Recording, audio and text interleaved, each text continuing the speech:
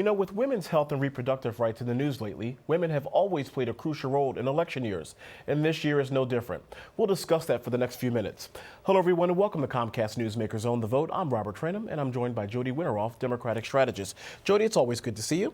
Good to see you too, Robert. You know, it seems like every 4 years we have this conversation about voting blocks, African-American voting bloc, the Latino voting bloc, women voting bloc. Time and time again, the exit polling have showed us that women decide who our next president is going to be when it comes to the choices that they think is important to them. 2012 is no different. And the context here is obviously the presidential election, but also, quite frankly, women's reproductive rights, as I said a few moments ago, and women's health have been in the news. So that's kind of driving, if you will, a national conversation. I think it's driving a national conversation, and I think more importantly than that, Robert, it's one of those things that I think has broken through. And broken through early. And so often we might be talking about politics for months and months. The general public is not paying that close of attention.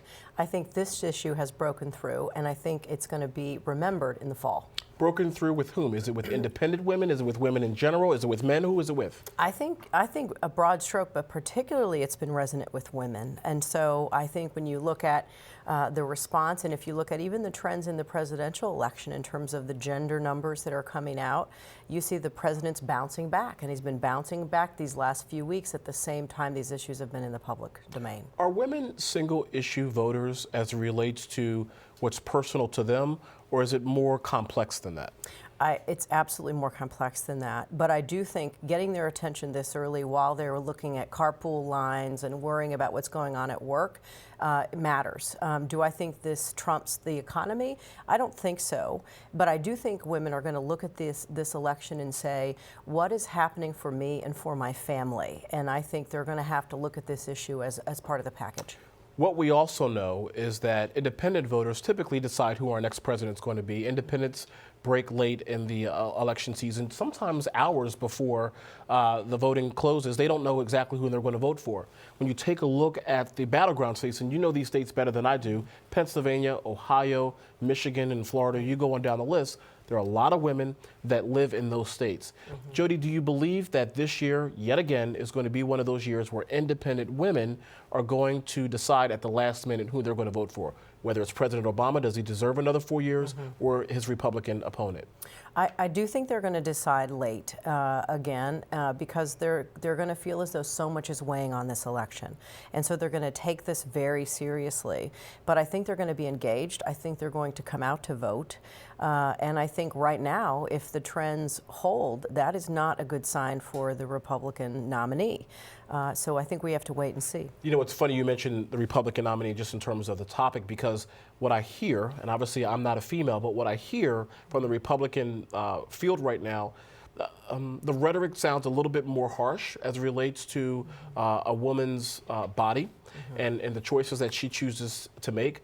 And what you hear from the president specifically is a more thoughtful, if you will, approach about this.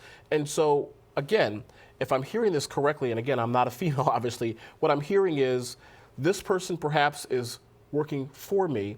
This person is perhaps maybe working against me. And just as importantly, this person doesn't even understand where I'm coming from. Does that make sense? It does, and I think I would add one other dimension to that. I do think that's what's playing out. I think the other thing that's playing out in conversations I'm having with women is they're thinking, haven't we already fought some of these battles?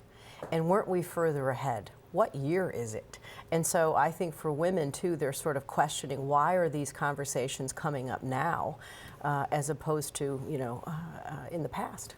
JoDee, healthcare has always been a predominant issue in presidential campaign seasons. This year is not going to be any different. And the reason why is because, quote unquote, Obamacare is the conversation that is at least on the Republicans' talking point. The president would say, no, this is not about Obamacare. This is about equal opportunity for healthcare for all Americans. Do you believe that this is going to be the issue, or at least the dominant issue, in women's and female voters' minds this year?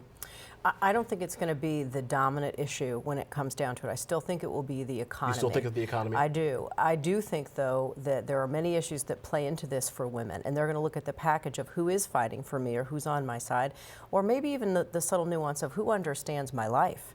And so I think the healthcare piece plays into that, but I do think the economy will continue to be the most important issue. Obviously, 4 years ago, we saw Sarah Palin on the national ticket. Just a few months ago, we saw Michelle Bachmann vying for the Republican nomination. Do you believe that the time is right? And obviously, Hillary Clinton, we can't forget her.